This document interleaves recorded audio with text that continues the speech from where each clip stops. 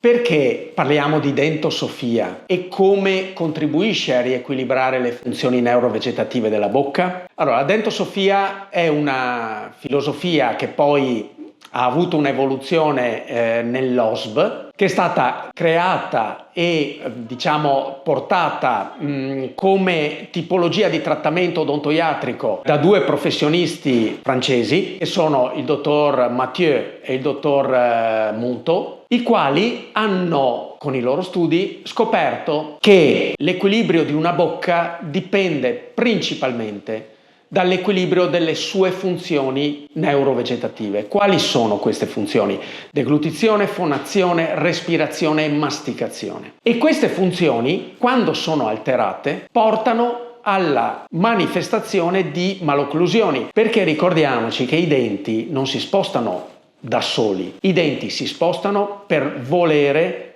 dei muscoli e di conseguenza anche lo sviluppo delle basi ossee mandibolare e mascellare si plasmano a seconda della funzionalità corretta o anomala di queste funzioni neurovegetative. Quindi la dentosofia ha come base il riequilibrio terapeutico di queste funzioni quando sono alterate. Lavorando su questo riequilibrio, indirettamente andiamo a lavorare sulla distribuzione e posizionamento dei denti e anche sul rapporto tra arcata superiore e arcata inferiore, che viene poi a generarsi con un equilibrio muscolare correlato.